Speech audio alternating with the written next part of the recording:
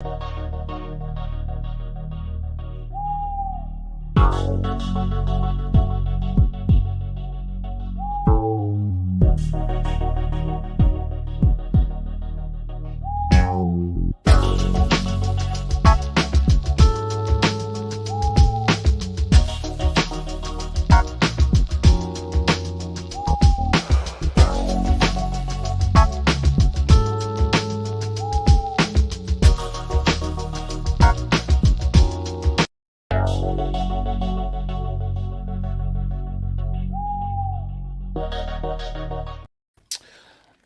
want to give a shout out to Gabriel because I want to just show you guys something. I want to show you guys something real quick.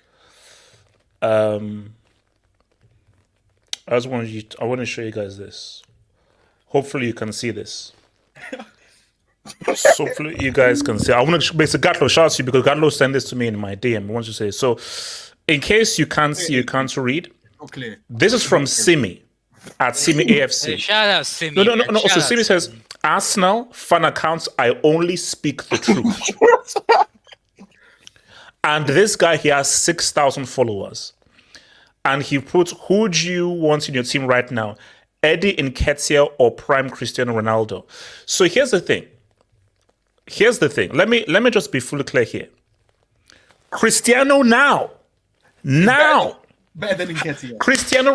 Cristiano now and Nketiah last season when he was hot and he got that contract where he sold this man's jersey. Cristiano now. Okay, no. Cristiano now and when Nketiah was scoring all those goals, I'm taking a Cristiano now. Right now. Pushing 40. No, but that's so you see, what's this live? It's called reality. This live show is called reality because I want us to have a consensus, because anybody who says the title is not done, I want to hear from you. It's done. No, it's done. No. Wait, hold on. Calm down. No. If people say the title is not done, I want to talk with you, because you see, when I speak, people think I'm speaking as a Chelsea fan and oh my God, I hate people. You have to understand something about me. I'm a complicated Chelsea fan. I don't do this whole rival things and everything. I always come from football objectivity. I do stuff for fun, laughs, and we always like to have laugh on the banter stuff, but I try and keep it a stack. When I said that Arsenal can't win the league, I'm not saying it as a rival. I'm not trying to be insulting. I'm not trying to be this and that. I'm just trying to keep it a stack. I'm trying to keep it a stack that they simply just don't have the characteristics and the personality to win the league. To compete, yes. To win the league, no. These are just pure facts. You see, and the thing about facts and the truth, the facts and truth don't care about your feelings. The facts and truth don't care about allegiances or who you're with. Arsenal, you cannot afford to lose at home to West Ham. Yeah, how can you lose at home? You cannot afford to lose at home. Because let me just show you something real quick. Let me show you something else real quick. Where is it? Oh my God. See, guys. Because someone even said it in the comments. Guys, feast your eyes on this, man. Feast your eyes on this. So people who are listening, West Ham had 6 shots, 3 on target. Arsenal had 30. 3-0. That is half of 60. Shout out to Mr. Smallwood. 30 shots, 8 on target. 30 shots. That itself is a terrible conversion rate. How do you have 8 on target with 30 shots? 30 shots, 8 on target. HH, your brother from another mother saying Arsenal got robbed. Your boy Larry Lewis. So because I'm going to give guys, because see, when I do the quick reaction, it's just a quick showmanship reaction just for guys just to get a 2-minute summation. See, this is the real half up when I can actually have an extended piece to really analytically break this down, because I want everyone to have the chance to speak. Winning a league is not easy. It's not easy. It ain't easy.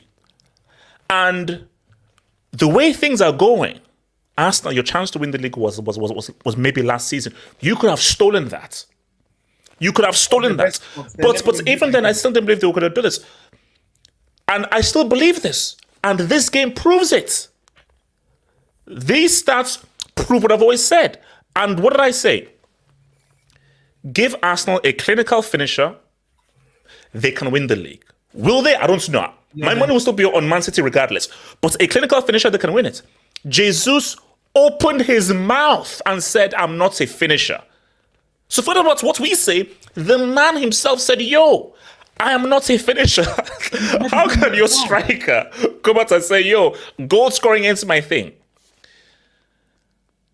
Whoever gave Eden Nketiah that contract raise and the number 14 and the number 14 should be stoned and thrown off a cliff. Public execution. Should be stoned, thrown off a cliff, and before he drops down, should be nuked. Hold on. Before he meets the surface, someone should nuke him. That's the thing. So as he hits the thingy, he gets nuked. No, let him hit the surface. So my thing is, it's like, see, Arsenal, that's your issue. One of your strikers says that finishing isn't my thing. Another guy stole arguably one of the greatest strikers ever, Jersey. These are your two guys. So what do you expect? Because here's the thing, and this is what I want to expand upon. City will City. Pep will Pep. Don't copy him. Because pre-Haaland, City won a league without a fully functioning striker. Twice. Where Gundogan said, what's up? Twice. But that is what they do. And do you know why they can do that?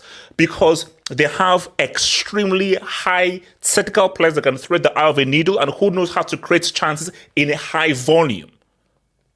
So they are very specific players, have a very specific skill set. Arsenal, do you think you were going to win the league when City gave you their sloppy seconds? The heck, what are you on about? What the hell are you on about? Oh, no. So because the reality here is this, is that, guys, you have to look at things in a larger context. Forget what the table says. Forget what the table says. Mathematically, because if City win their game in hand, we're still equal points, but City only ahead by goal difference. I've seen enough. I've seen enough to tell me that, oh, yeah, I know what Arsenal will do this season. They'll compete. They'll be there. They're not winning the league. They'll compete for top 4. Yeah. No, top 3.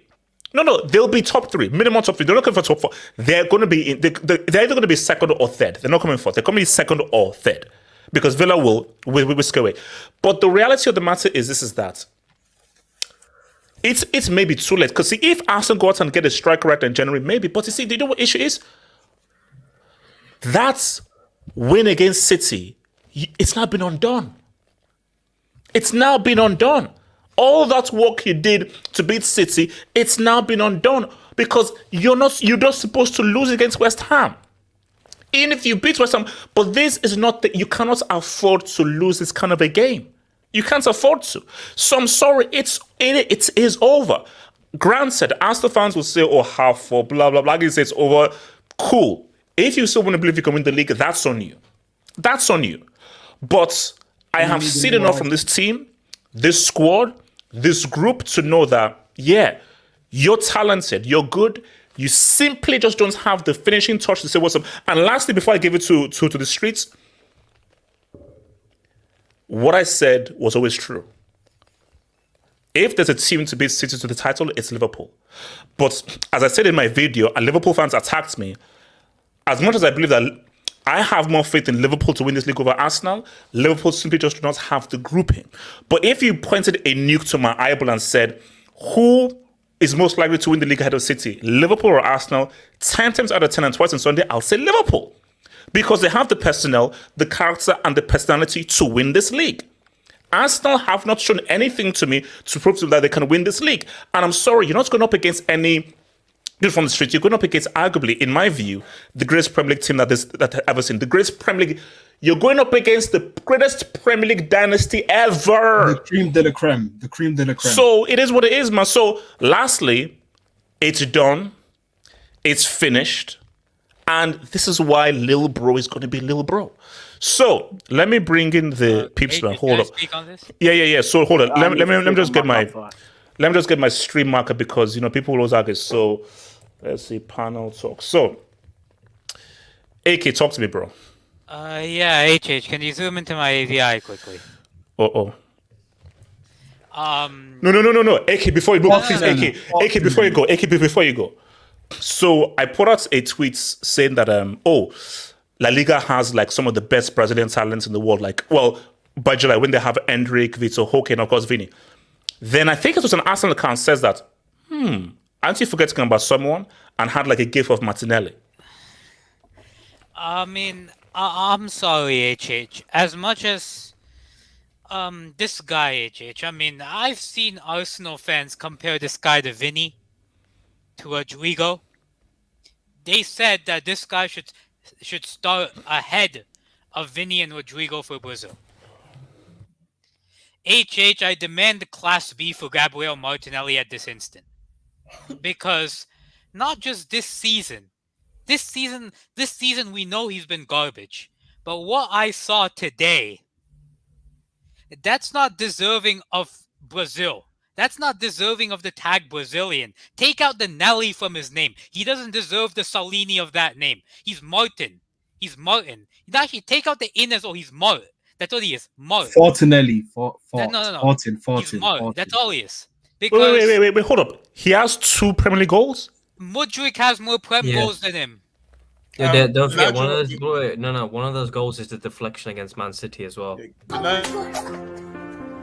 Oh my God! I think the Nachos also have scored in. HH. Mikhailo Mudryk, the guy we all slate, has had a better season than Gabriel Martinelli. Like, I mean, who is the guy? Antoine Semenyo of Bournemouth has had a better season than Gabriel Martinelli. Even Mixos. So Mixos has more goals? Has more goals than Gabriel Martinelli. Mixos has a lot of goals, to be fair to him. I mean... No, it's only 5. After Martinelli, I'll go on Jesus as well. Jesus, bro. This guy isn't a title-winning striker.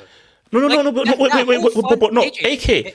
He literally said, I'm not a finisher. Exactly. He said so. It's the whole front three. I'm going to look at mainly Martinelli and Jesus, but Saka's been underperforming. He hasn't hit the levels that he was. I know he scored like a good amount of goals, but I think like he's only scored like 4 non-penalty goals. I don't know if that's correct, but I think a lot of his goals have been penalties. So I think Saka hasn't hit the levels he has.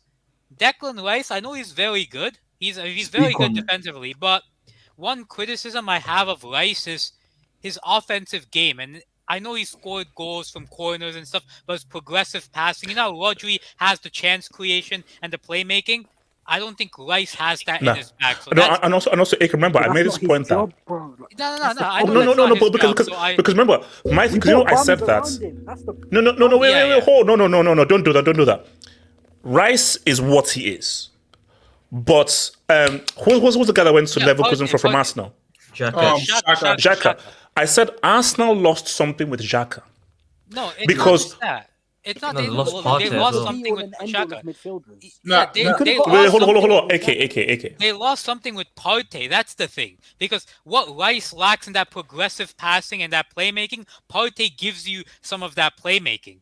So the fact that Partey has been injured, Partey has been like not fit at all. That again is another indictment on Arsenal. And I'll be real, I don't know why Havertz has been bought. Because is what Havertz gives you, like the reason why Havertz is playing and he's scoring more goals is because Martinelli's pushed out wide and Havertz making those underlapping runs. Last season, Martinelli was closer to goal, so he got more goals. But Wait, bro. I think you're missing the point that AK is making, Mr. Falcon, bro. Like he's not saying that Rice is trash. He's saying that Rice has been your best player. Rice has been your best player. Rice has been very good. The only thing for me is he's missing that, but that's not like on him because he's not that type of player. No, he's not that. He's what he is. So this is about an Arteta thing. It has nothing to do with Rice because he is what he is, and what he does well, he does extremely well. Yeah, that's why like you have Rice gets a guy that has that progressive passing because Havertz doesn't. You can't just rely on Odegaard for all of your progressiveness from midfield. You need to have another guy there to balance it out. So that's which is what Xhaka was able to do and Partey was able to do as well. That's the reason why they should have gone someone like Paqueta. Although he was injured, got injured today. Someone like Maddison, someone like Szoboszlai, although he hasn't been great, he gives you that. But that's my thing with Arsenal. It's the front three. Like they just last season they looked threatening with every attack. This season, as much as like they had a lot of the ball, they built up well.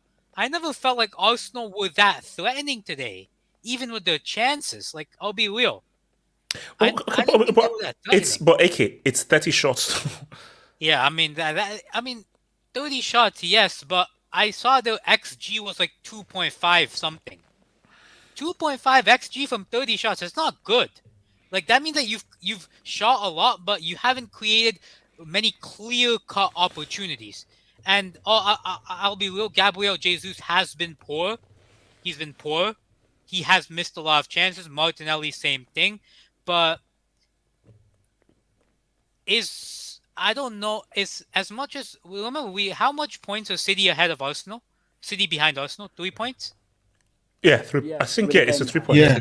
So with the game in hand, so basically, so if they win the game in the hand, they go ahead on goal difference. Saying something when a City that people were saying were in crisis. Worst season ever, a crisis. Worst Man, season like ever crisis. AK, I kept on looking at the table. Blah blah. I said, do you know they're not that far behind? Like that's the thing here. Like if you're 5 to 8 points ahead and they still caught up to you, you're level with them at the point, and this is arguably a worse team. So like, I don't think the title is over. I think Arsenal, if they have to recruit well in January to get back, but it's looking unlikely. And I think. Okay, so you still believe Arsenal can win the league? I mean, the thing with I don't think they can win the league. I think it's unlikely, but they still have a shot. Like it's not like it's a long shot, but they still have a shot. We can't. Okay. Why do you feel they still have a shot to win the league? Because it all depends on it's not in their hands. It's not like Arsenal do this, they win the league. Arsenal have to do their January business, hope that Liverpool's attack falters with Salah going to AFCON and they don't get a DM, and City, they continue the form that they have been showing this past, week. They don't go on that 15-game run. So they have to have all three of those things go their way in order to win the title. You see, Splash, I see that's free agency in your name, bro. Don't go back to your damn team. Because go back to your horse. Go back to your horse. I actually no, because I actually want to have a separate Saka discussion, but actually I'm going to leave this as a title so guys can watch. So I want us just to talk, because there are a few things I want to talk about Saka, but let's talk about the game. But I want us to actually have a Saka discussion. It goes to the point that Splash was making. Before I go to Money Mace, let me just hit some Dubinsky's, man. Shout out to your boy Rawalker. Thank you for the dub ban. Liverpool have Jota back and Nunes is coming good. You're a Chelsea fan, so look. No, you have the right to speak. Wait, hold on. See, people attack me for this. Liverpool do not have the personnel to win this league. Elijah can have me say because my thing is because when there's a reason why I did that thumbnail on the Liverpool video, because at 3 key positions it's a downgrade. Right. And those are 3 key positions. That was how they got 99 points and 92 points and 91 points. So my thing is that they'll be there. Salah and Trent are still holding this team together offensively. Jota's a game changer because he's arguably the best finisher. Jota? Yeah, well, Jota technically is not very good. In terms of finishing, Jota finishes his chances. Diaz and Nunes don't finish their chances. Jota, if you give him a sniff, he'll get a goal. Okay. Wait, shout your boy Kamal, member for 6 months. Thank you for membership, more. Is it true? Okay, so why we do that? The Nigerian age of consent is 11. Kamal, I played the 5th, 6th, 7th, 8th, 9th, and 10th, bro. So, shout out to Hamza, man. Thank you for the job, Hamza. Having a front man like Jesus who isn't ruthless is okay if you have guys wide like Cristiano, Bale at Real Madrid, or Mane and Salah at Liverpool. Good work cancelled out by bad finishing. No, this is money. Because, you see, my thing here is that Jesus is a quality footballer. He's a quality footballer. He's just not a finisher. You see, he's similar to Firmino. The only difference was Firmino was actually a better finisher. But they do similar jobs, but Firmino actually got more goals than Jesus did. And for me, Firmino was just a more clinical, consistent finisher. But bro, if Jesus had more quality guys around him, it would be better. Because guys, we're gonna have to have a serious Saka discussion and a Martinelli discussion because on Jesus, I think these guys have taken a dip from last season. Because I was told that, hey, we're gonna get better. We almost won the league last season. This call who came close, they'll get better. That's what I was told. They'll get better. We were told that Martinelli, Saka, and Jesus are better than Ronaldo, Bale, Benzema. Wait, look. Salah, Mane. This. Neymar, Messi, Suarez. Wait, hold on. So Miguel Rabinez, man. Trossard was trash in this game. So glad Chelsea got Modric. Modric will grow to be an amazing player. Now, I'll be lying. Hold up. Look, been 3 good. My thing right now is, I wasn't a fan of Modric, but Modric is cooking. Who's had a better season, Modric or Sard? Trossard. He's had the better season. Has Trossard scored a goal from the byline? Has Trossard chipped the keeper from the byline? No, Jason, it's a simple question. Has Trossard chipped the keeper from the byline? Wait, who in that same game? Who brought it back to 2-2? Who came off the bench? Shout out to Eiffel Discovery. Look at the schedule of Man City, Liverpool. Oh no, we'll get there. Arsenal, 4th PL. Oh no, look. City have a really good running, and we'll get there, but City actually have a very good running. Bro, I'm telling you, people say, you know what one clown said? The Sharks are coming, HH. No. One guy said, on my reaction video that, meet me back here when City drop points against Sheffield United. Excuse me? Excuse me? Who said that? Some clown on my YouTube comments, but excuse me? Get the hell out of here. Wait, hold on. Money Miss. Yes. Before you go into the game, is the title over? Money Mace, I want an apology. Wait, apology for what? What have I said? Because I've said a lot of things, to be fair. Look, is the title over and what's happened in that game, bro? Who do you blame the loss on? To be honest, I don't know if the title's over. But I honestly don't know how I feel after today's game. Hey, I'll be real, my head is gone. I'm rattled completely. I never. Sorry, real quick. Because I watched the game on Meet, but I had a report. They said that fans were booing. Should fans be booing? Yeah, we were. They were. They were leaving the stadium. They were leaving the stadium like Brighton last year. Oh, wait, hold on. Were Arsenal terrible, or you just did not put away your chances? We were terrible. We were terrible. By our standards, by my standards of my club, we were terrible. People were hanging onto the ball for too long, couldn't pass the ball. Trossard, I swear, I'm sick of Trossard now. I'll be real. I'm actually sick of Trossard. Hangs onto the ball for too long. Martinelli, Modric swap do if you want to. I don't mind. You got the better player. But bro, they probably do. Like, bro, he plays football looking at the ground. He looks at the floor. Yeah, no, it's not like, bro. They cut that out of you when you're 12 or 13 years old, bro. Like, if you basically, that's what you do when you're 12 or 13, when you play with your head down. He can't see defenders coming at him because he's looking at the ball. He can't see anyone coming at him because he's looking at the ball. I hate it. Honestly, I'm so annoyed. My head is gone. And in terms of the striker, listen, if we can't win the league this season, by in summer, buy me Osimhen. Long term, buy me Victor Osimhen. I do not want Ivan Toney. I repeat, if I see Ivan Toney walk through the door of this club and we let Osimhen go, I'll. And also, okay, let's be real. I know I was even because when I was in Nigeria, I was discussing this with my Nigerian friend and everything. It's between Chelsea and Arsenal. Yeah. It is because he is going Premier League fact. He wants to come to the Premier League, and it's literally between those two teams. So Arsenal have, I would argue, a 50% chance of getting him. So no, we have the choice of the two strikers. It's which one we choose to get. If we choose to get Tony over Osimhen, then another league title. You gotta sell. Tony, no. Like, if you want to be real, They're saying Solanke. They're saying Solanke. Excuse me. Wait. Hold on. Solanke, are you mad? Wait. Yeah, that's what they're saying, HH. That's what people are saying. Arsenal looking at Solanke. Wait. To be fair to Solanke, he's level with Salah at the moment on goals. He's only 2 behind Haaland, so you know. No, but J2S, that's because he plays for Bournemouth and no one respects I know. But he'd be like Man United's, Chelsea's best striker, definitely. Yeah. No, I think. Wait. Hold on. Anyways, continue. Anyways. No, thing. I honestly just don't know how to feel. I'm just so annoyed.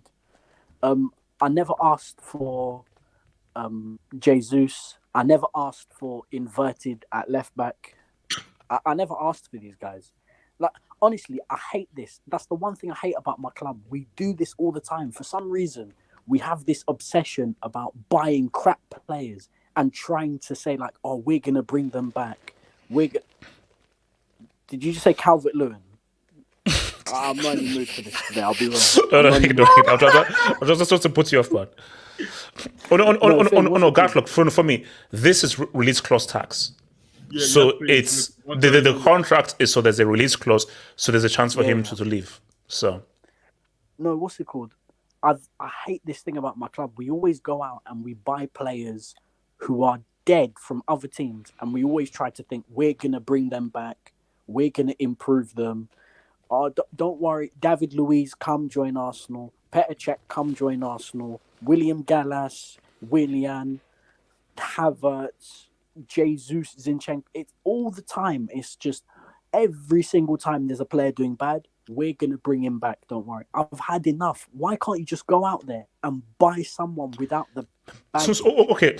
Do you think buy someone who can become good? Wait. How much do you think this loss will affect the team mentally? Or do you think they're strong enough? Or do you think this could be a serious mental blow? Because it's West Ham, a team who held 5 to Liverpool, and you're at home, and you've now messed up your momentum. No, for the fans, the fans obviously think that, listen, it's now a long shot to win the league. For the players, they probably don't care. For the players, they still think it's the same. They're not really thinking about our City's going to catch us and that sort of stuff. But for the fans, it feels dead. I'll be real, it feels dead. You can't lose 3-0 to West Ham. You just can't. This is a game where you win comfortably and you start taking players off. Yes. I'm at a point now where I actually don't care about winning the league. I care more about the standards of my club. First, before you think about winning trophies and anything, the first thing you should have at your club is standards. If people are playing bad, you set a precedent that you can get subbed off, that you don't play every single game.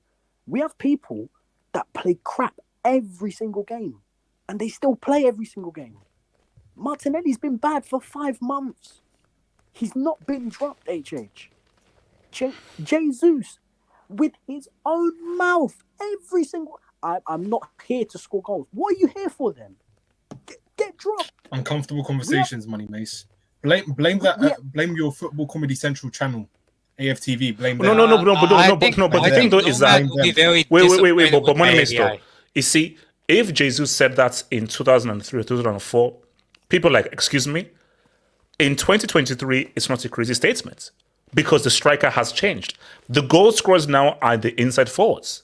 So to say that as a striker in 2023 is not that crazy to say. But HH, the thing is that, okay, you might not score the most goals, but I'm sorry, even Firmino, it doesn't matter whether he's false 9 or whether he's drop deep striker, or whether he's DM striker like Liverpool fans used to say he was. When he got a chance in front of goal, he's making the keeper make a save. He's doing something with the ball at least.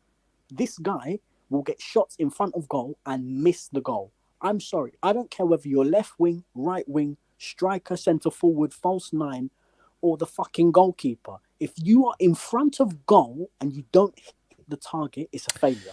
I'm sorry, like Jesus, you cannot miss a free header. You can't. No, I'm sorry, you can't miss a free header. What, he misses that because he's not a striker? You are an attacker. You can't. You I'm don't sorry, you miss can't. chances like this. It doesn't matter. It doesn't matter whether you're striker, left wing, or right wing. If you are an attacker and you get a chance in front of goal that easy, you must take it. No excuses. Who else wants to jump in on Wait, this? AJ, can you zoom into my Yeah. ABI quickly? I want to speak on Arsenal as well.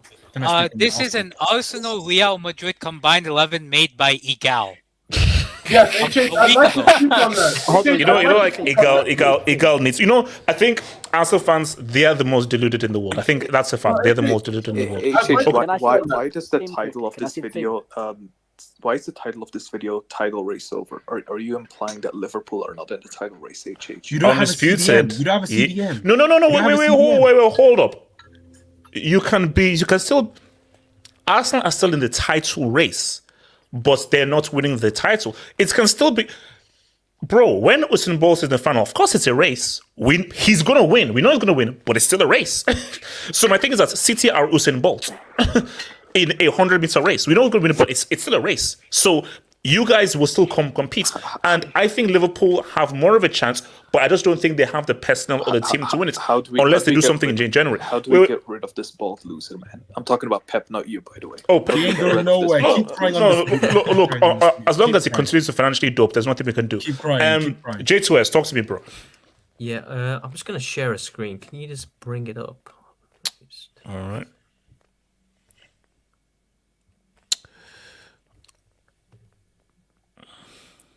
So I don't know if anyone can see it. It says it's Donna's Pizza at the top. And they say Arsenal doing more giveaways than our deals. So basically. Oh, bro. Look, man, Domino's are messed up, bro. Domino's guys are messed up. They also through Chelsea. Okay, look, Jesus, is it title race over, or look, we have to respect Miss Smallwood? I don't think Arsenal win the top, because even if you look at this stage last season, at 19 games played for Arsenal, they were at 50 points, 10 points ahead of what they are now. And City at the same point last year on 18 games, they're on 39 points. So they're only 2 of that pace of last year. And this is a Man City that are in so-called crisis, but they had 39 points at this point last season. They're not that far off the pace. That's a very good point. And they've got that game in hand. I think it's against like Brighton or something. So that should be Brentford. Oh, is it Brentford? No, Luton, either or, you should get the 3 points. So if we're going to, in a realistic world, Man City should be on 40 points, because that game in hand, I think they win it. But Arsenal, like this, I've said it this season, they've regressed. That midfield, like Havertz, I really don't get the point of signing Havertz for 60 million. Like, people saying, oh, he scored these goals lately, but if you look at his overall performance, it hasn't been a 60 million worth pound player.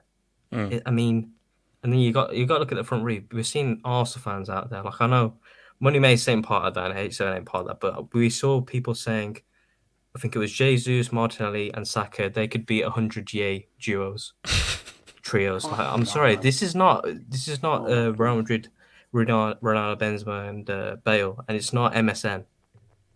It's not even Rooney, Tevez, and Ronaldo at United. This is the level. I'm sorry, but Saka, he's not. Can I go after J2S? He's not world class. He might be one of England's best wingers, but he's not world class. He's on the cusp of it, but he's too young. Yeah, I mean, this league, this is the Bundesliga, because the whole point of this Christmas period was Arsenal and Liverpool make the gap, make the points up on City, and City. No, because just make it. Even if Liverpool did what they did, I still think City will win, but at least make it interesting. Like, you're making it too easy for these guys, man. Come on, bro. Yeah.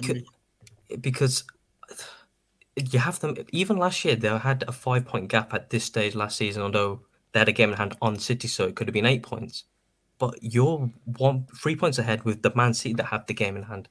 I'm sorry, but Man City are going to be an angry beast. We know what Pep is like. This guy's going to drill into them. The World Cup club champions now. They got that badge on their shirt now. That means something.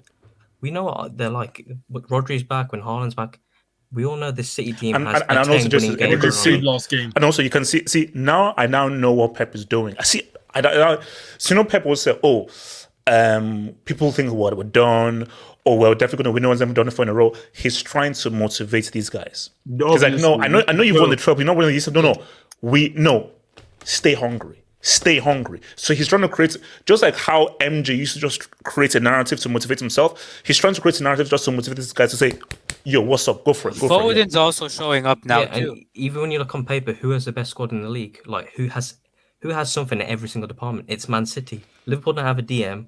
Arsenal don't have a clinical striker. That's two problems. Do we seriously think Arsenal are going to go into the January transfer window and be competent? They're not. We saw they signed Jorginho and Kivior.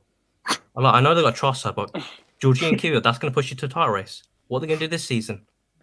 They got to go get a striker. They're going to get the Guard defense. I don't know what they're going to do. Because if they get Tony, like Moneyman said, Tony ain't going to close that gap with Man City. He hasn't done in a big moment. Yeah, Man City have Alvarez and Holland as their strikers. Also have Tony, Jesus, and Nketiah. What is that? Yeah, and also, like, I think, as Thingy was saying, like, you now have the likes of your boy Foden is now turning up. And the thing is that, because I want to have a Saka and Martinelli thing, City just have too many goal-scoring weapons. And they're just very potent goal-scoring weapons. For Arsenal, who is the guy that you can rely on to get those goals? There's nobody. There's nobody who can say, okay, this is a guy who most likely he'll find a way out and score, because key guys who are scoring those goals, they've regressed and they've downgraded. So, because the whole problem was Martinelli and Jesus last year in that attack. Jesus moved out into wing and Martinelli went more central. That's why he scored loads of goals, but we're not seeing it that much this season because I've always said Martinelli, he's a believing water carrier. I don't care what anyone says. He's not that great. I'm glad United back in 2019 when he took a picture of Pogba, they rejected this guy and they gave him to Arsenal because I'm sorry, he's not the level he ain't the level of a Premier League winning side. Like, go for this Arsenal team. How many players can you look at that team and say they're title winners? I'm thinking Saliba, maybe Declan Rice. Yeah, right. Oscar Rice. Yeah. I don't think Odegaard is because Odegaard, no. He's Gibraltar. He's not.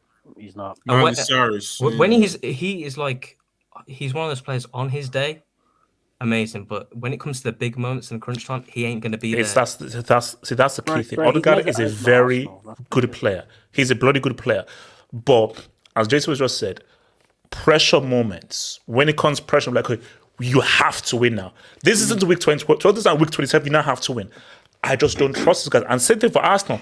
When there's real pressure, I just don't trust him. Hence why, if it's between Liverpool and Arsenal, I believe Liverpool because there's several players in a Liverpool core who we've seen what they've done under pressure, and they said what's up under pressure. Yes, there's another guy we need to talk about, and that's we had Ukraine Bo at Chelsea. We may also have Ukraine Bo at Arsenal.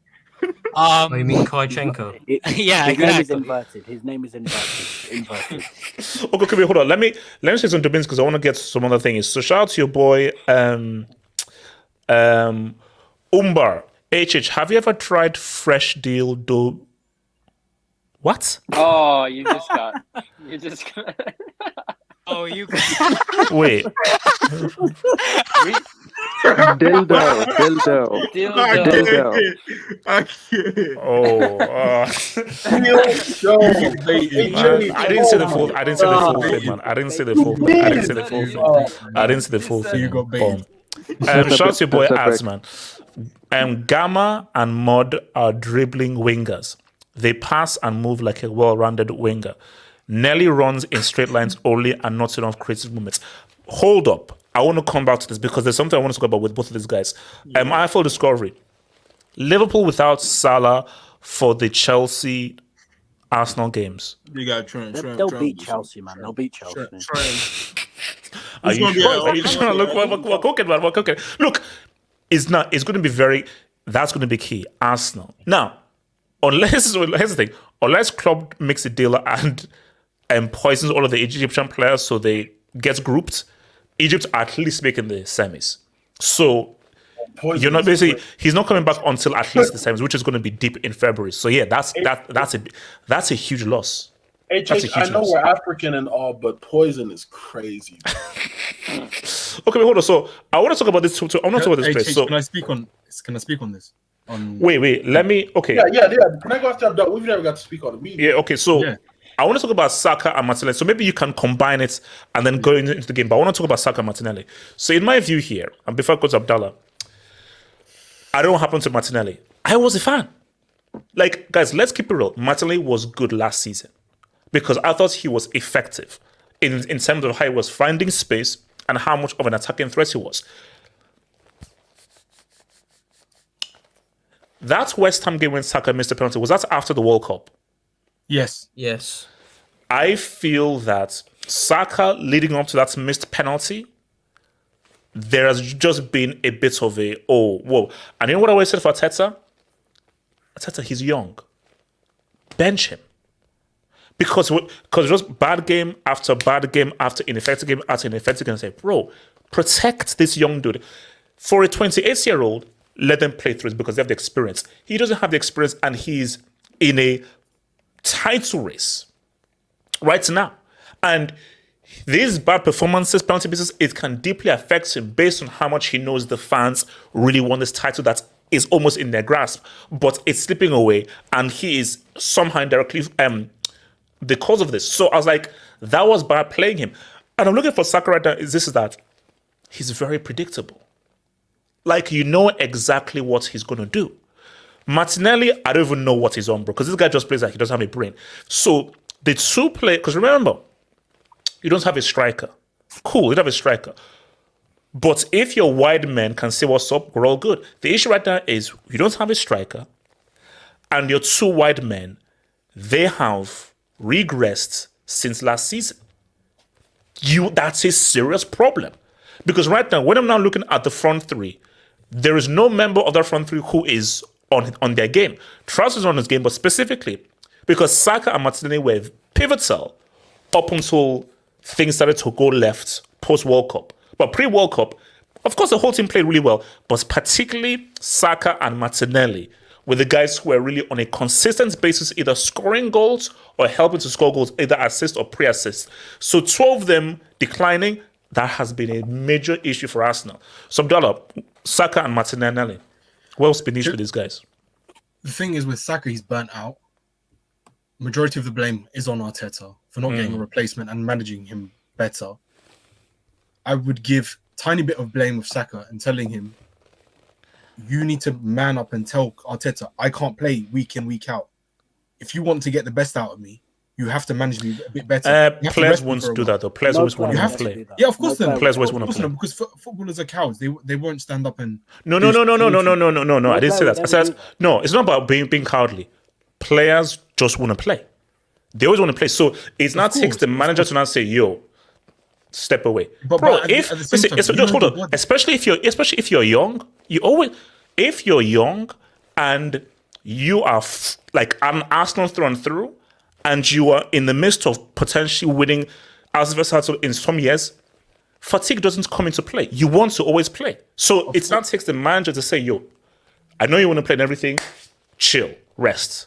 Okay, chill. Because I think you are right. I think he's burnt out. And he's played far too much, but specifically, when he was out of form after the World Cup, Arteta kept playing him, and that was a bozo move. That's where the lack of inexperience and the lack of management skills from Arteta is kind of costing them, because if you manage them a bit better and knew when to play him in, maybe not in the not so important Premier League games, maybe he won't be such inconsistent this season. So I don't know what's wrong with Martinelli, because he has competition with Trossard. So I don't really understand what's going with Martinelli. I understand with Saka, he kind of has an excuse. I don't see any excuses with Martinelli, in my opinion, because he has competition on that side. Okay, so is it fair to say that Martinelli is truly a fraud and last season was a fluke, or he just in I think bad last form? season. I'm sorry. I think it was a fluke for Martinelli last season. I think it was a fluke because he's only had one good season. Let's be honest. That was only his one good season. Because I don't remember him being this good. I remember Saka always part being of the good pandemic. under Emery, but Martinelli was only last season, to be quite honest. And the thing is about Jesus as well. I'll tell you this about, because I'm talking about the front line in general. Jesus has never been that guy, and people thought that maybe he needs to step out. Wait, hold on. I'm gonna, because just for Okay. I can post it separately. We'll have a Jesus thing because I want you specifically to talk on Jesus. Okay, Elijah, Saka and Martinelli, man, what's happened, bro? The church pulling my API. I have two APIs. Let's start with this one. The guy on the left is Arteta. The guy on the right is Josh Kroenke. That's the son of Stan Kroenke. Why do I have that expression? That's the thing. Why do I have that expression? I don't know. You just feed the people their L's, man. Just feed the people their L's. Abdallah makes a good point. I think it goes. I think it starts from the top. Not having a player that can give Saka rest. When is the last time Saka has legitimately rested? We don't know. That's right. Yeah, who actually, like, I actually don't even remember. I actually don't even know who plays on the right if Saka doesn't play. Exactly. Reece Nelson. Number 2. Excuse me? Reece Nelson. Jesus Christ. All right. All right. Oh, jeez. All right. So if there's no number 2 that can at least carry some type of the load while he's away, because you gotta be at your best if you want to win the title, honestly.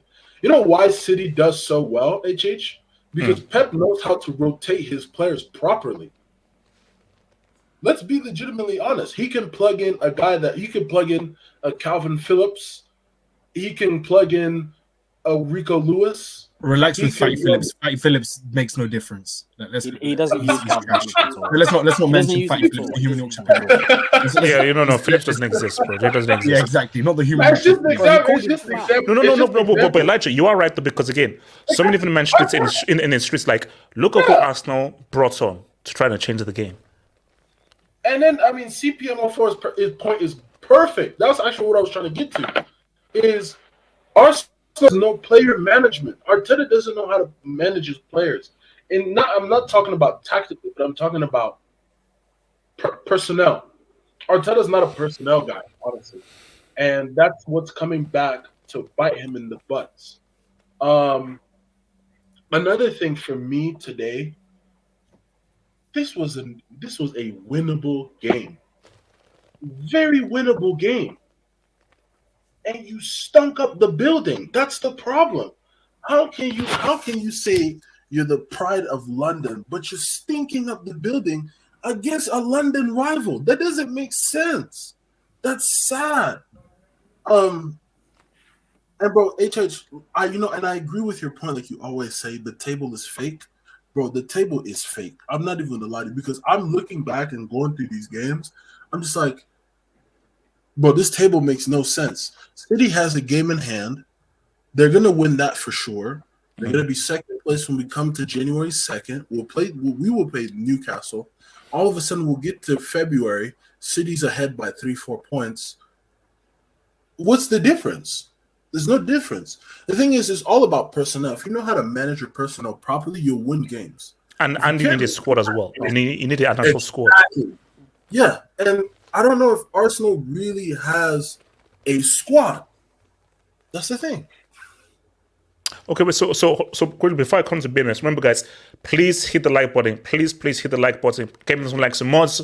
Bully the people and getting me those likes. Please hit the like button. Or truly appreciate it. Give me the like button. Sorry, but I know we're talking about Arsenal. Another side I would like to do is to give Moyes his flowers. I think it was a David Moyes masterclass. Bro, I mean, what's it called? You gotta give it to him. These dudes are sixth.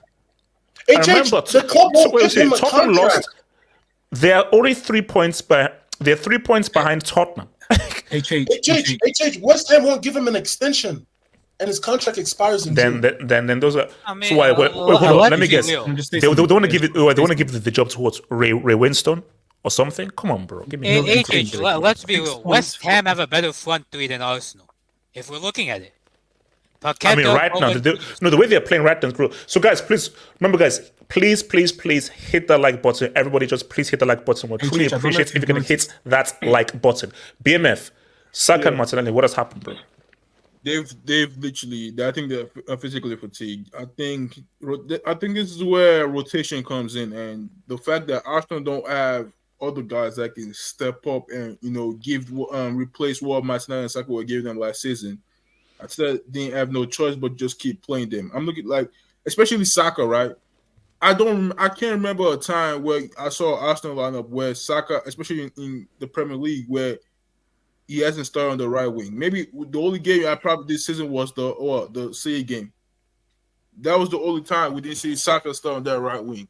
But yeah, Saka and Martinelli, they've regressed. And for them to, this is the thing I said with Arsenal, like for them to win this league, right? They had the chance to do it, to like just run with when Serie was just dropping points. Like that's the thing. That's the thing with Serie, right? When they start, losing games and not playing to their best ability, you have to run with, like you just gotta run with, because you can't give them one chance to just like, oh, we can actually catch these guys up. Now you think Pep, right? We can't. No, BMF. Liverpool were almost pretty much perfect for 2 seasons and still lost by a point. No, yeah. Pep right now is literally, I'm pretty sure he's talking to KDB right now and say KDB. He's motivating KDB right now. Like, once you get to that starting lineup, like, you better do some damage, because you just can't get, like, I don't think it's over, but you just can't give them this opportunity to just lose points. Like, it's terrible. But the issue is that we know what City are capable of doing. Like, there's a great sample size of what they're able of doing. So me saying it's over is because they have shown me 4 or 5 times that they're able to go on an insane winning run. Yeah. And this squad has not regressed or gotten worse from last before. But I'm looking at Arsenal, you're unproven. I'm looking at Liverpool, you're not as strong a squad as you were years ago. So when I use that as an example, I'm like, yeah, I feel it's over based on what I know City are capable of doing in a squad that is just as good as previous squads that did the same thing. I think also, I also think that Arsenal, their front line have not clicked at all throughout this whole season. Like, that attack has been terrible. No, also, but that's why I asked Saka and Martinelli. Like, what? So you're saying for both of them, because I think Abdallah said that Martinelli is a flash in the pan, but Saka is his bonter. So you're saying they're both bonter? Yeah, they're both bonter. Like, and also, I have to give, we have to give this man his flowers, his praise. Mourinho, they were criticizing him when he said, yeah, I think Liverpool and Serie were going to win the league, and he said, they asked him about Arsenal, and he said, nah. We gotta give him his praise. So yeah, Arsenal, that front, especially, how can you have Jesus, right? I don't care that you said he can't score goals. Well, no, hold on. We'll get to Jesus. Let me just hit this to Dubinsky's. I'll come out to Jesus. So let me just hit this at Dubinsky's, man. So, shout out to your boy Abris Ferryman. Arsenal are essentially a teenager raising toddlers. If the young manager doesn't learn, then even the younger players won't. Veteran leaders are needed. No, it's a fair point, and I think that it still feels as if Arteta is still Pep's little boy. And as much as he's trying to do his own thing, I still see Arteta trying to copy and mimic Pep. When I say, bro, you have to do something completely and radically different and win in your own way. And by doing that, you need to, look, even Pep himself has been like, you know what, I need a throwback striker. I need like a throwback slugger. Hence why he got a Haaland, who is not a typical Pep player. And look at what he's done with the defenders. He's like, okay, screw false 9, screw inverted wing backs, say what's up. But Arteta, you're still caught in what Pep was doing 2-3 years ago, when he's now moved on from that, because you have to evolve. Shouty Boy adds, Arsenal missed out on Diaby Kudos as a sub for Saka. You're bringing on Reece Nelson when you're 2-0 down? Come on, bro. Arsenal can't handle Lonzo away. Imagine them at Bayern. I still feel Arsenal will do well in the UCL. I still believe that. Trust me. Because you won't face teams that will set up the way that West Ham did. But you have to be clinical with your chances. First, you see, Martinelli's from the Falklands Islands. I see. Come on, we don't do that. I miss Brazilians with one name. Impostants everywhere. It's true, actually. What's it called? Denilson, Ronaldo, Romario. This whole thing of Gabriel. You can't be Brazilian and be quality if your first name is Gabriel, bro. It can't happen. So let me come to Abdallah, then to Hokage with this one right now. So, Jesus. So let's talk Jesus. You see, I'm a bit on and off with this one because Jesus, as I said before earlier on, a striker saying that my thing isn't finishing in 2023 isn't sacrilegious. It's still a bit weird, but it isn't crazy because of how the striker has evolved the game. But as much as the striker is now much more of a facilitator, a weird number 10 hybrid, you are still, at the end of the day, a striker. Hence why I use the example of Firmino. Firmino was what you would call the modern kind of a striker where you drop in deep, you facilitate Benzema. But with Benzema and Firmino, give me a chance, oh, my job is to freaking score. And if I don't score, I can say, well, my thing isn't finishing. So Firmino and Benzema will never open their mouth and say, finishing is not my thing. They'll be like, I do other stuff, but I'm still a striker. But I'm a striker who finishing is still one of my priorities, but also creating as well, also playmaking. So for Jesus, sorry, you are not a number 10. You're not an attacking midfielder. You are not a winger. You are a striker. And as a striker, cool, you can play make. Cool, you can dribble. Look, you can create. You cannot miss a free header. There is no striker that can give me any legitimate explanation as why you're missing a free header. And that is a serious problem. Abdallah, you used to have this dude. Jesus, talk to me, bro. Abdallah. Hi, HH. Jesus has never been that guy. I've always said his best season statistically, and let's be honest, people only care about statistics nowadays when it comes to their teams, was on the right wing. And he even came that season and said, I am not, please play me on the wings. So I don't know what has happened over the past 18 months, in my opinion, for Jesus to switch up, say he wants to leave City, fair enough, and he wants to play striker. You're not that guy, in my opinion. He can't finish. He's never been a finisher. In my opinion, he's more of an assister, maybe getting a couple of goals, 10 goals, 10, 15 goals max.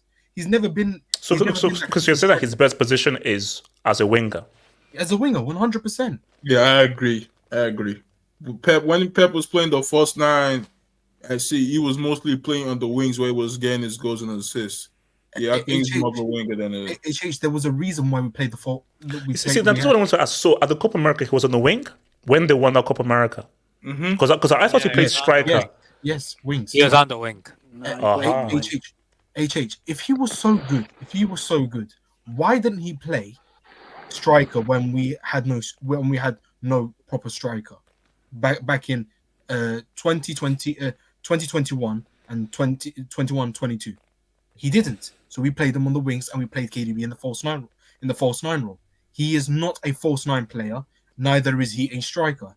And if he doesn't acknowledge that, then I'm sorry, he's not good enough to play at a top club, in my opinion. He's probably an outside top six player if he doesn't acknowledge that he is a winger, not a striker, in my opinion. Okay, so Hokage, what's your assessment of Jesus? I mean, he's talented, but we have an issue of a guy who chances that a striker at this level should put away, he doesn't put away. And does he do enough of creativity to even offset that? If Chelsea go to any big club in the world, if their striker comes out and says that he openly says, I don't score goals, he should be getting shipped off. He should be getting sent back to wherever the hell he came from. What do you mean you're a striker and you don't score goals? What does that even mean? And Abdallah has mentioned this multiple times. He's not a strong player mentally. He was not getting playing time, and he went and cried in the locker rooms under Pep. He's not. He cried to his mom, by the way. He literally called his mom. Yeah, and it's okay to cry, right?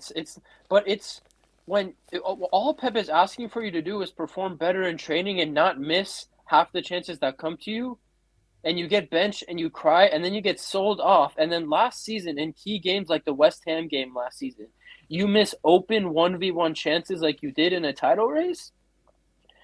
Pep is always right. As much as we hate Pep, if he sells a player and deems him not good enough to win titles, the guy has a almost perfect track record, I feel like. It's like, how many guys has Pep sold and they've now done better or flourished? Cancelo, Zinchenko. Is it? But, I mean, has he really flourished? Like, which guys he sold and he's done so? Basically, you mean which guy has he sold? And we said, man, Pep, it was a bad move selling. Only Eto'o in his whole career. Yeah. And AK, that was literally the biggest mistake of all time. That was the only one where, like, okay, you have to. And I'm saying that is the biggest mistake that he's ever made. But like one, I can say 100 rights and one wrong. That's fine. But Hawkeye, sorry, continue. He's the greatest African player of all time, man. What do you expect from Pep? Mace was saying something. Okay, no matter. Relax. Okay.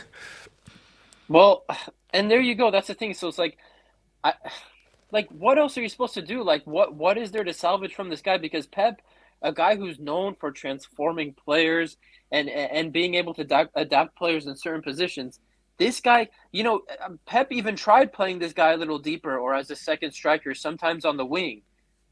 And, even as a Brazilian, and sometimes he's creative, like, it's still not enough to be a pure winger, to be a 10. So he's at this weird stage, is like, you're not good enough to be a striker. And hold on, do you guys still hear me? Yeah, we can hear you. Yeah. Okay, yeah. It's at a strange place where, like, I think Jesus' time, like, he has no future at a top club, is what I'm trying to say. He could go play for Bournemouth, play for West Ham, play for Brighton. Go to these teams, okay, you'll survive there. But I think his time, like, if Arsenal are serious, ship him off. If Arsenal are serious, get proper fullbacks. There's only so much you could do with a center back and Ben White playing at right back and Zinchenko, who was another Pep Guardiola sloppy second. There's only so much you can do when you're playing Odegaard deeper and not playing him in the same position as he was last season. Dude, that's why I think Odegaard isn't playing as good, because he's playing a different role this season from what I see. He's not in my opinion, I don't see him as involved in the attack. It's just Arsenal, cool. I think you're right, HH. I think last season was an overperformance. And I'm going to continue to say, ever since Haaland entered this league, City will be favorites until the last. City will be favorites for the title until the very last day of the season, unless they lose it. I won't believe that City has lost this title with a machine like that, with the money backing them like that. Man to man, Man City probably have the best players. Probably the only teams that could rival them is like I think Saliba is good enough to play in that City team. Saliba is a fantastic center back. Salah's obviously one of the better players in the league, but man to man, City are superior than everyone in the league. So it's like, in an Arsenal situation, it's now 2 seasons. This will be 2 seasons. That's enough to tell you a lot of game footage, a lot of missed chances, a lot of unreliability to tell you, yeah, man, Jesus is not this guy. Get rid of him while you could still get some good money for him, and go out there and scout some proper players. Nomad, your thing with Jesus. Yes, it's first of all, you compared Man City to Usain Bolt, right? That everyone's running the race, but everyone also knows that who's going to win. It is actually it's not an appropriate comparison. You have an appropriate comparison in football itself. Bayern Munich. That's why we call it the English Bundesliga. No, man. Man City is the next. That's 11 in a row. Man City is the next Bayern Munich. That's what I'm saying. Yes. No. Yes, they are. And English football is no more. It's over, HH. No, man. HH is over. No. It's over. The 2020s now you're is being a disrespectful. wash. No. Bundesliga, that is a whole different ball of wax, bro. For Churchill, for the royal family, the 2020s is a wash. That's it. It's over. Man City is the next Bayern Munich, and this is the English Bundesliga. And you see, because you know what the problem is, right? You know what the problem is, because there's no accountability for the managers. You see at Manchester United, at Liverpool, at Arsenal, Everyone's questioning the players. What are the players doing? Why are the players underperforming? I mean, they could perform better, but whose job is it to make them perform better? The manager. And in none of these cases, the managers are held accountable. At Chelsea, no one is, criticizing Pochettino. Everyone is saying Nico Jackson this and, Enzo that. At Liverpool, it's the fake Portuguese and Rashford is underperforming. At United, But no one is criticizing the managers. Klopp is a mid-table manager. No one, recognizes that fact. He does better at mid-table clubs and makes them champions. Yeah, okay, that's too far. Like I think you're a bit late for a brick door push, man. So I don't know why he has never won titles at a club that was running for titles. He has never done that, right? So Dortmund is a mid-table club. Yeah, it was. But he made them champions, right? That's what I'm saying. Won the UCL in '97. Dortmund are one of the mega clubs in the. Nottingham Forest a top club. Back in the day, they were a top club. Aston Villa a top club. Back in the day, you're comparing Aston Villa in the Premier League to Dortmund in the Bundesliga. They've been relegated. In the Bundesliga era, Dortmund are of no value. They were a mid-table club. They were a top 4 club at best. That's what they were, and he made them champions. Liverpool were not performing that well. They were a top 4, top 6 club, and he made them champions, right? That's what he does. But but no, we've not seen Klopp at a Real Madrid or a Bayern or an AC Milan or an Inter Milan, so you can't make that assessment. And why do you think that? Why do you think that will never happen? Why do you think Klopp will never leave Liverpool? I'm going to drop it on the brick on you, bro. That's another. So let me finish my point. So the point is Arteta. Arteta is the Spanish Pochettino. That's what I keep saying. He's never going to win anything. He'll make finals. He'll tease. He's a tease, HH. He's a tease. He'll never give you his, DM address. It's done. He's just a tease. It's never going to happen. Okay. Hold on. He's a loser. He's a loser. He'll never win anything. Can I speak on this? Yeah. So, Monimis, Jesus. What's your thoughts on Jesus? So, sell him. He's of no. Because if you're getting a striker, what do you now do with him? Is he a bust? Oh no, get him out. Anyone can take him. 30 mil. He's all yours. Chelsea, do you want him? What? Edge? So you're saying that sell him, that he's of no use. Slow boy, man, Ketia. You can sell Ketia and keep Jesus as a backup striker. That's what I'll do. No. I'm getting rid of 14 and Jesus. We're not keeping either of them. No, HH. He makes excuses about not scoring goals. He's an attacker. An attacker telling you, I don't score goals. That's not an excuse. If you play in the forward positions and you get tap-ins, you score your tap-ins. I don't want to hear it. There's no false 9 or left wing or right wing that you can tell me, but if you're the striker and you get tap-ins, you score your tap-ins. I don't care what your job is. Yes. This guy's just made excuses his whole career. And the thing is, his whole career, bro, he's a loser. Let's be real. But do you think Arteta is hard on him? Like, what do you think Arteta will tell him after this game? Will he? Because that's what I want to know, and that's where I will know where Arsenal mentality is at. Because after that game, if I'm Arteta, I am screaming at Jesus. Because my thing is that I look a lot at body language. At no point was Arteta pissed off. He was like, oh. But at no moment was he like angry and pissed off, like, how the hell do you not score that?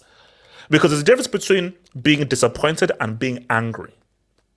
So because if you're angry, then there are standards there. And Gibraltar plays to meet those standards. If you're disappointed, then they're unlocking everything. So because Arteta, if your takeaway is, man, we're so unlucky, man. If only luck of the bounce, then you're way off. But if it's like, mate, how do you miss a free header? You have to score that. What are you doing? So, my question is that, is there enough pressure from Arteta on Jesus that you have to be clinical? Or does he accept that, hey, he's not the finisher, let other guys finish? I think in general, Arteta's standards of the ex-City players, he's more lenient on those guys than everyone else in the team. For example, I'll give you an example. You see Smith Rowe, for example. Smith Rowe, the season that he came through to the team, he got 10 goals in half of the season. He got injured, and now he's never had a chance to get back into the team. He's not had a chance to get back into the team. But when he's played, he's been good for us. But then, Zinchenko gives away the ball all the time. Can't defend. He makes one good pass per game. And Arteta, he gives him that pat on the back. He says, you're my guy. Jesus, you know, he does his shitty little samba skills like he's on the sand beach or whatever in Brazil. Does nothing during the game. Arteta gives him the clap. It's because he knows these guys. And this is the problem, because people forget he's a young coach. This is his first job in football. He doesn't know how to be hard on players. He still has that sort of like friendship or connection. You're not friends with these guys. You're the manager. Bro, all this friend business, it's what's going to get you sacked. Oli tried to be friends with all the Man United players. Look where Oli is now. I don't know where Oli is now. Oli's coaching under 13s in Norway. That's where he is. That's what you get for being friends with people. This friend business is not football. Exactly. You're not here to be friends with these guys. You're here to be the manager. You're harsh on them. So your standards are high of all these guys. Yeah, exactly. They're Man City friends. Your standards of these guys are high. So anytime there's a mistake, anytime they're playing bad, you tell them they're playing bad. Yeah, I mean, to be fair, it is the same with Xavi as well. No, it is. No, because remember, they're both rookie managers, and Xavi isn't benching. He doesn't have the kind of experience or the character to bench Lewandowski. So because, and I think that is the issue. There's that. Can I speak on this? Yeah, okay.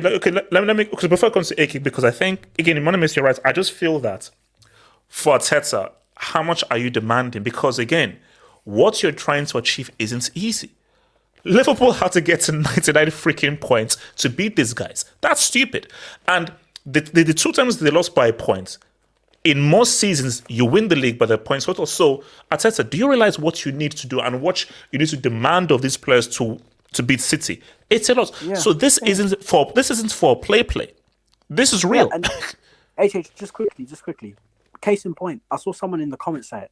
Go look at what they're doing to Kieran Tierney. Kieran Tierney was good at Arsenal. Oh my he God. Was not a, exactly. No. There's money makes you. No, money makes you. You gotta relax, bro. Money makes you. He was not good. He was not good, bro. That guy was awful. Every time he had the ball on his feet, he was awful. He kept on hoofing it up, bro. Like what was playing with Send Tierney back. Just because wait, hold on. Let me come to Ake and then I'll come back to you. Ake, go for it. That's my point. That's my point. Wait, hold on. Ake, let me come to Ake, and then Ake, I'll come back to you. One thing I think we have to talk about is, I think I found a correlation here. Ever since Brazilians started having surnames, they've started becoming bad. So, like, any Brazilian with a surname might not be that good. Gabriel Jesus, it's not true, Gabriel Martinelli, Emerson Royale. Do you know for a long time, I thought Brazilians only had one name. Because remember, so back in the 90s, there was no internet. So I thought, oh, Ronaldo, Romario, that's just their name. Oh, they have one name. Only now that we now have 2 names now. It's like, no. Brazilians, they don't have 2 names. I mean, to be fair, like, Richarlison has one name and he's garbage anyway. So, I mean, yeah, with Jesus, it's a question of like, I thought last season he was good. He showed something last season, but this season, I mean, the problem this season is you people know that Arsenal's coming to town and they're gonna try to play you off the park. So what happens? You naturally sit back very deep against Arsenal. Jesus last season didn't have to face as many low blocks. He had more space, which meant that his overall play could come into the fore. But now it's more about Arsenal are playing a lot more conservatively, and you need to, take your chances when they come to you. But he's not able to. And I think for me, if Arsenal is serious, they shift Jesus to the wing, they get rid of Martinelli, and they go for someone like an Osimhen, who can do the stuff that Jesus can do, although not to the level of Jesus. He's not as good on the ball as Jesus, but he has the ability to, stretch defenses, to drop deep to an extent. And he also so you would have Jesus left, Saka on the right, and then a striker to the middle. Correct. I think that's probably the most balanced front three for them. I think for me, the bigger problem in this team is that whole left side, that Martinelli, Havertz, Zinchenko, because Havertz, I don't see what he brings to the team, and the two guys, Martinelli and Zinchenko, I don't think these guys are good enough for a title-winning team. I think, especially Zinchenko, you look at what Pep did. He said, bun the left back, bun the inverted business. I'm going to bring in a solid center back. And that's what Arteta did with Timber, to be honest. But Zinchenko's not good enough. Martinelli, for me, is not good enough. I think Jesus can do something off the wing because his overall play, even today, wasn't bad. Like, he had moments today. And I think on the wing, the moments would, shine more. And I think Arsenal have to get a clinical gunman up top. A guy who has the ability to drop deep, but also his main ability is for us to score goals, bro, we need to create more chances. It's not about only the gunman, but we don't create chances. In the first half, do you know how shit we was, bro? We was trying to pass it into the net, and then Ogbono kept on clearing it out. The Greek centre-back kept on clearing the ball out. And then we keep doing the same shit again. That's the reason why we lost today. The reason we didn't lose is because we didn't create enough chances. That's it. It's simple as that. Wait, no. Okay, wait, no. H7, you can't do that. H7. I can't. No, wait, H7. Because, yes or no? H7, yes or no? Did Jesus have a free header, yes or no? What, at the 80th minute when we was 2-0 down? I think... Who cares what it's 80th minute? No. Did he or not have a free header? I agree with H7. Bro, I'm not even focusing on the second. I'm focusing on the first half, bro, because that's where we lost the game. We was dilly-dallying about. We wasted a whole 45 minutes, trying to walk into the net. And also, Trossard pissed the hell out of me today. I can't believe I'm about to say this, bro. We missed Havertz today, bro. I can't believe I'm saying that, but we actually missed Havertz. I don't know what was wrong with Trossard today, bro. Trossard, every time he got the ball, it's like he was off script. There'll be a pass open on the wing to get a player through. No, he'll pass it on the other wing. There'll be a pass where he can get the ball to Odegaard so Odegaard can play a quick pass through for Jesus or Saka. No, he'll pass it back to Rice. Like, bro, today... In the first half, the team pissed me off so much. Second half, game is what it is, bro. We're 2-0 down. I knew once we're 2-0 down, what's going to happen? Everyone's going to try to keep crossing the ball in, and we're trying to get goals. We should have been doing that when it was 0-0, not when it's 2-0 down. That's the issue with this team, HH. And that all comes down to Arteta.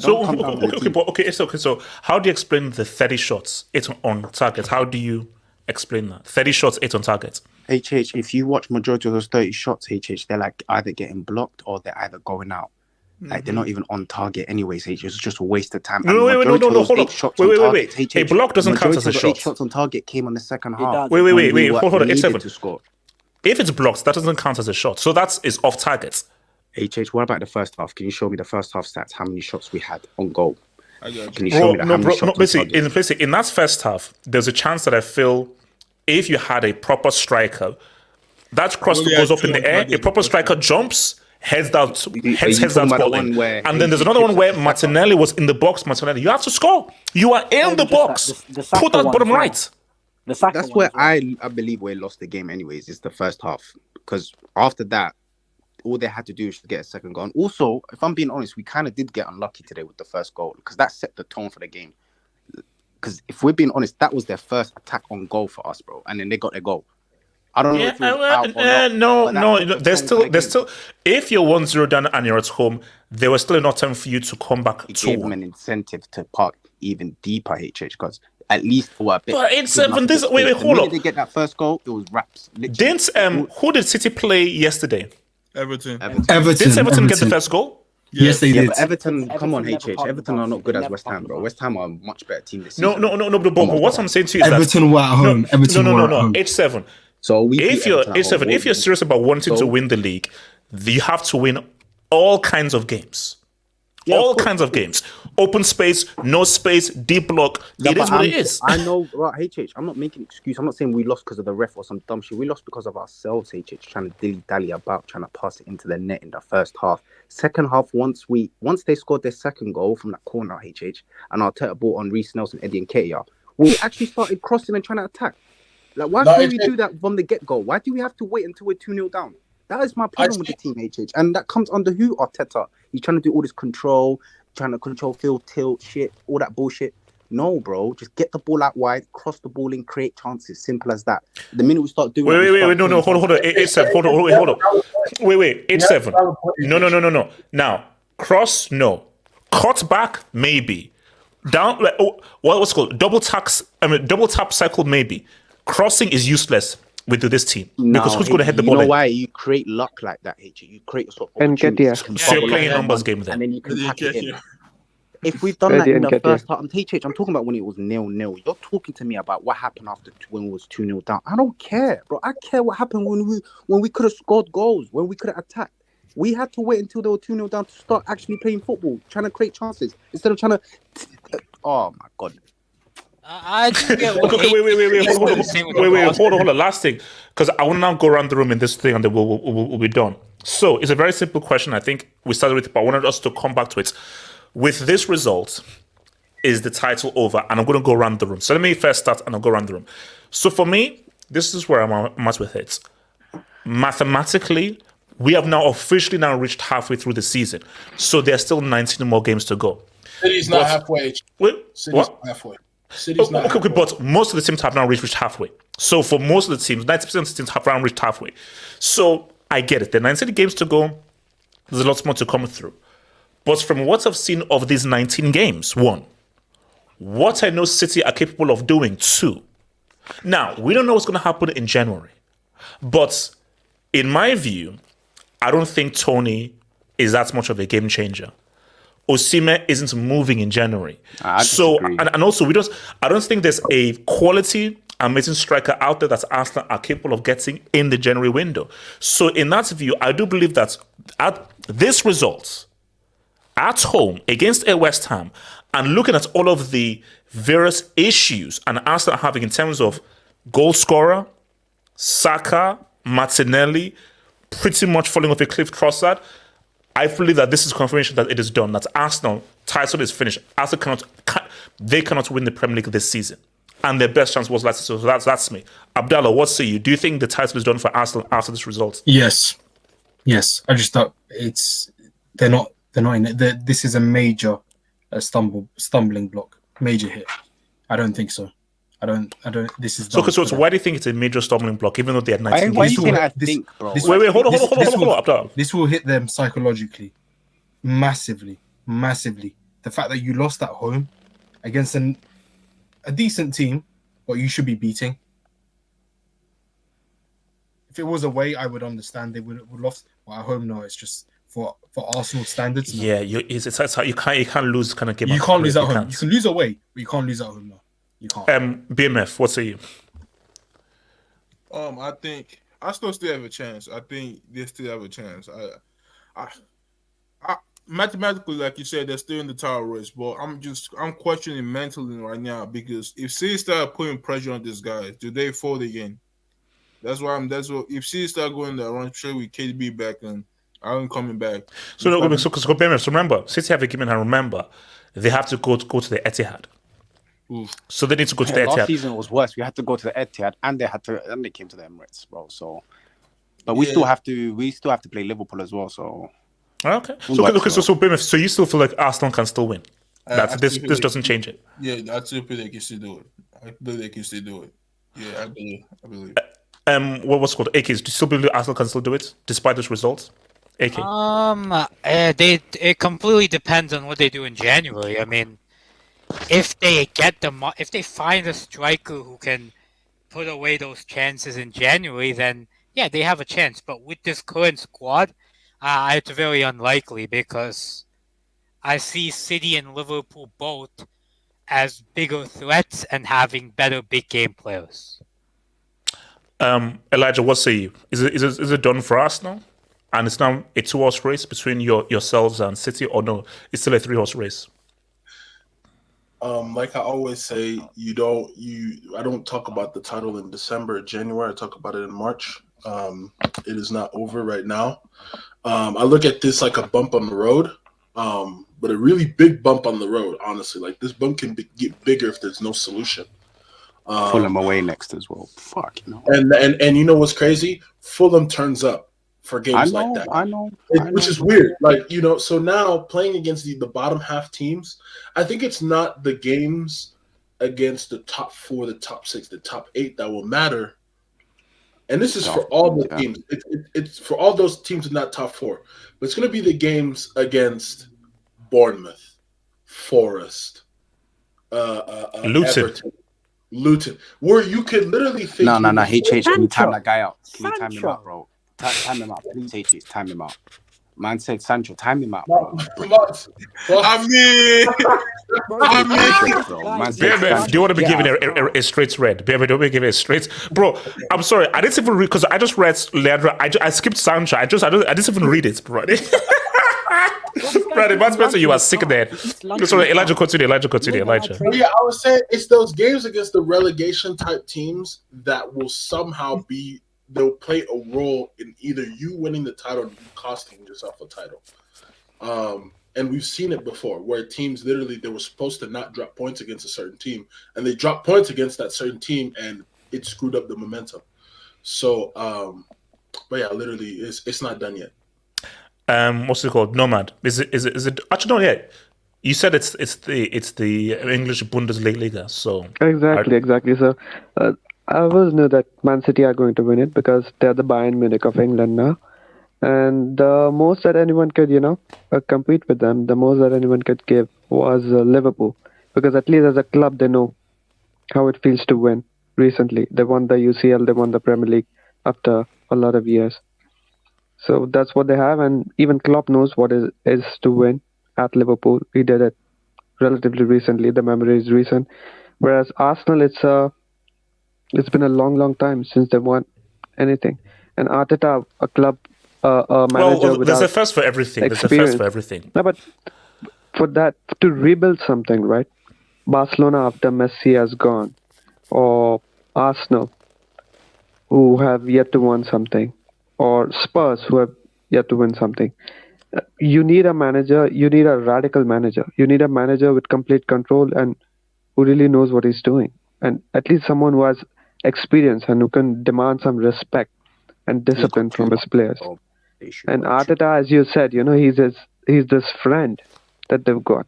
They don't take him seriously. They don't respect him the way that you would, for example, Xabi Alonso. Xabi Alonso is also a rookie manager. He's also one of his first jobs. But look, he's competing in the real Bundesliga, which is actual dirt, with far less resources than Arsenal is. Xabi Alonso. Wait, what? Okay, look. Wait, hold on. Okay, Hokage, is it done? Bro. After this result, is it done for Arsenal? Their title. Listen, it's not done. Like, we're halfway through the season, but the games like this is just what I've been saying about Arsenal on this channel for a year and a half now. Like, this just adds more fuel to my thoughts of I can't trust this team to compete. And if I can't trust this team to compete, then they're still in it. But if we're talking about chances, I give them like 5% chance, Liverpool like 2% chance, and then the rest City all the way. 100%. So you think Arsenal are more likely than Liverpool to win the league? Yeah, I do think so, because I think, in my opinion, I think Liverpool are going to struggle without Salah, just in that one period. I think they will. But he only misses 2 Premier League games and 1 cup game. Does he? Only 2? Yeah. People think you miss 3 games. It's 1 cup game, 2 league games. So even if Egypt win which games is he missing? It's Chelsea, Arsenal, and then whatever FA Cup game. And even with that though, even though he only misses 2 or 3 games, I do think Klopp is still trying to figure out how to get that midfield to function. And I know I think Arsenal's midfield is a little more established. I think Klopp is still trying to figure out the midfield. And if Klopp does figure out the midfield, then okay, maybe I put Liverpool and Arsenal equal footing. But for me right now, Arsenal. But HH, I just said 5% chance and 3% chance. I'm not talking huge chances for these teams. So yeah. HH on Twitter, Arsenal fans are saying, "Say no to Brazil and bring the French back." Just that. Nah, we missed the French one. But I can't lie. I don't miss French that. borders. Actually, hold up. Well, what's it called? Anelka, Henri, like 18, Pires, that's like 20, 30 Vieira. years ago. Wait, hold up. Wait, where was Pascal Sigon from? No, stop it. He was Stop French. it. Stop Frenchman. He was French. But No, then, don't people want to cross them out. So listen, every French person apart from Pascal. Nah, wait, bro. The last few years we had Lacazette, Guendouzi. Come on, man. Like, Yeah. Lack of threats. Wait, hold on. So money makes. Actually, no. I'll leave the Aston fans till last. Barry, with these results, what's up? Is it over for Arsenal? I wouldn't say it's over, but with the context of this team, it kind of feels like over because West Ham, they're a good team. They've been on a good run, and that's the type of games where we really see your worth. And it was disappointing, but I mean, they had their chances, but 30 shots, just 8 on target. You need a little something more. Like I said it before, like in the summer, if they get a clinical guy, like a main man, like a Osimhen, maybe I will give them a better chance. But I don't know if they're gonna go for a striker this winter. But yeah, it's not over yet. But I give more an edge to Liverpool. I think Liverpool's gonna win it this time. But you think Liverpool will win the league? They can. Without a DM. No, they can. They'll get one.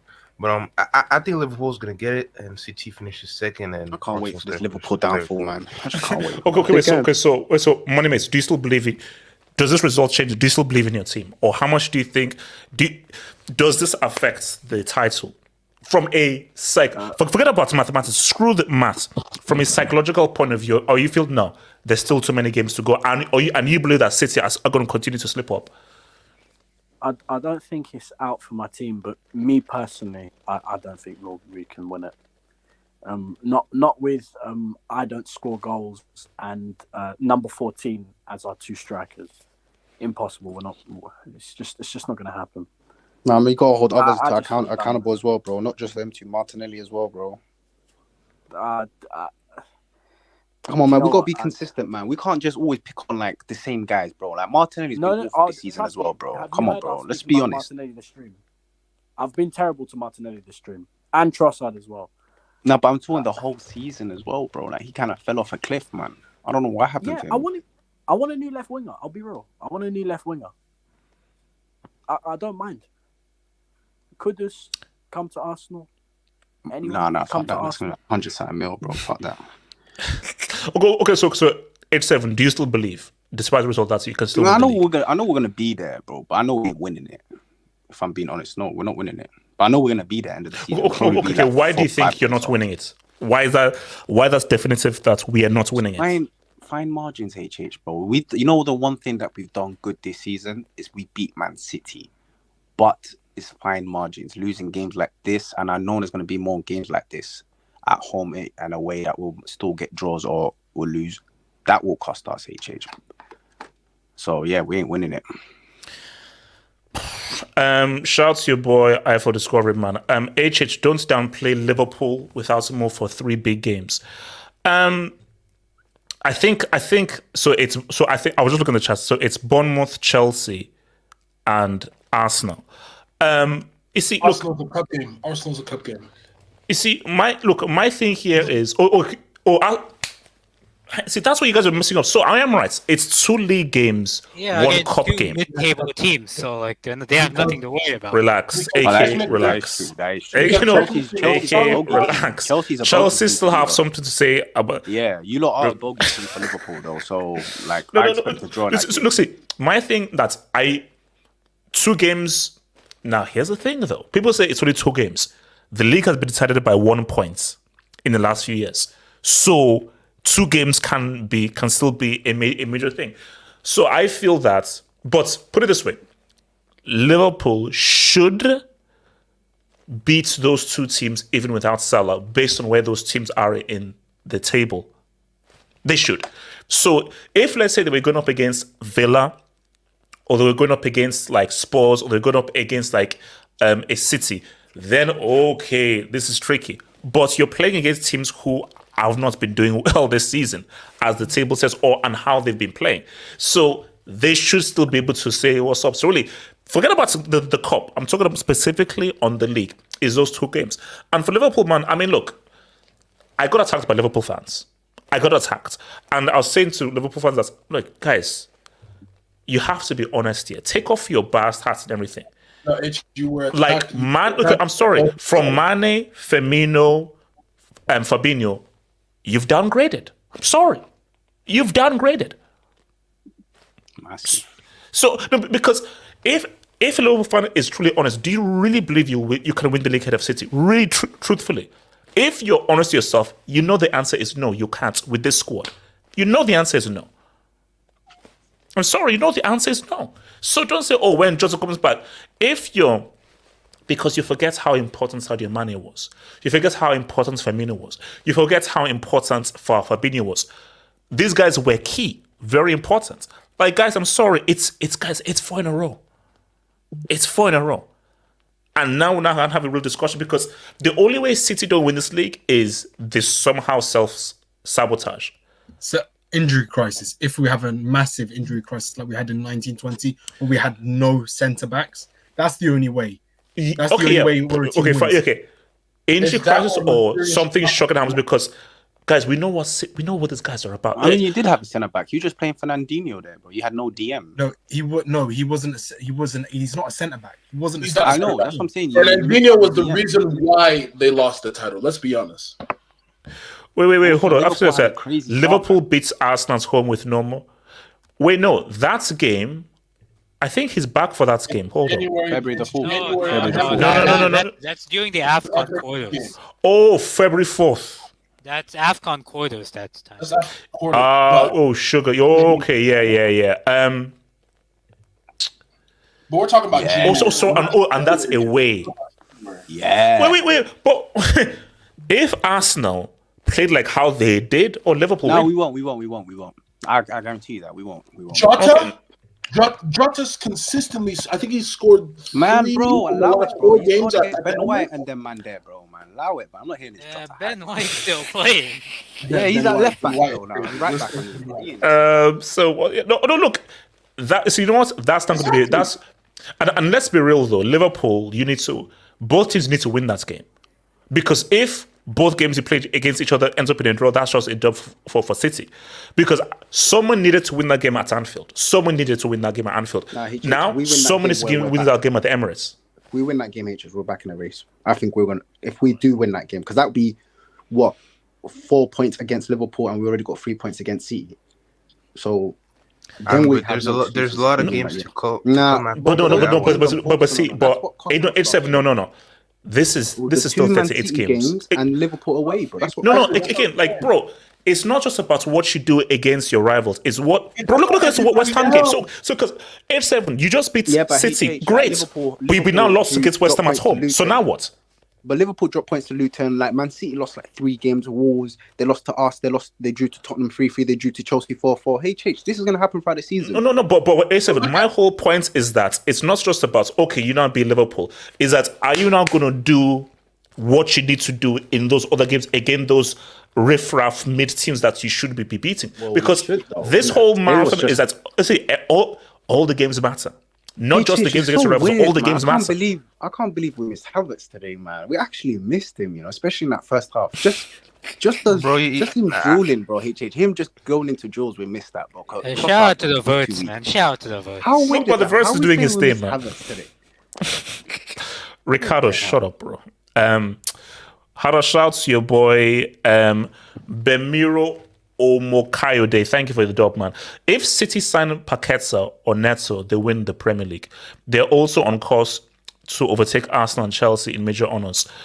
Uncomfortable conversations. Wait, hold on. 115, That's a league. That's a league. You guys have to stop Paqueta from going to City. Two-time UCL winners, two-time Europa League winners, two-time 115, Friends Invitational winners as well. Members Cup. How many Members Cups do you have? How many Members Cups do you have? How many FA Cups you got? How many FA He Cups? just said I've Members Club. One more UCL. Hold on. Why are you in the dark? No, but see, my thing here is that One more UCL. And did City miss out on getting Paqueta? No, City doesn't even need an FA Cup. You just need one trophy randomly. Can I speak? Okay, Abdullah, go for it, Abdullah. The reason why we pulled out of the race, because it was done and dusted, close to being signed. The only reason why we didn't sign him was because of the betting thing. And look at the coincidence. Who snitched on Paqueta? Betway, the sponsor of West Ham. Wow. So you see what I'm saying? One of their biggest players. Betway. Hey, shout out to Betway. Wait, hold on. Miguel Rabines saw Brighton dominate 40 versus Spurs. Would love De Zerbi at Chelsea. This squad suits him. This team needs a modern manager. Okay, Miguel, here's the thing. See, so I was in a Chelsea space with mostly Nigerians, and there was lots of arguments. And one of the guys suggested that, man, De Zerbi, Miguel, let me say this again. It doesn't matter who Chelsea bring in as manager. If the structure is messed up, it's messed up. Because the thing about this is that when De Zerbi joined Brighton, the recruitment had already been done in a proper, well thought out manner. The issue is that when De Zerbi now comes, you've got some of Tuchel, some of Potter, some of Pochettino. So you have three different managers and three different mindsets in this squad. So I remember Poch says that I need to spend more money because there are players who he wants that are not here. So when the Zebi now comes in, the structure is so messed up. Also, how do you know that he's going to succeed? So it's not as simple as bring in the Zebi. No. For Chelsea, by the way. I have a bit of transfer news. Chelsea are close to signing 17-year-old Senegalese central midfielder Happy Daouda Diong from a random club. We are still the legitimate UCL winners, though, so that's what I care about. Who is this midfielder, HH? I want to know. He's joining the legitimate UCL winners. That's what I care about. Hold on. Football breakdown. Kudos is so cold. Gives me, I haven't done what the hell that says 3 stars vibes. No, kudos is quality. All I'm saying that kudos. Don't you dare do that against Nigeria if we meet in the quarterfinals in January, bro. Don't you dare with your bloody Ghanaian jollof, man. Guys, it's been swell. It's been real. It's been beautiful, guys. I shall see you guys on the next live on Peace Out. Stay true. Remember, as always, Zad always lives. One love. Hello,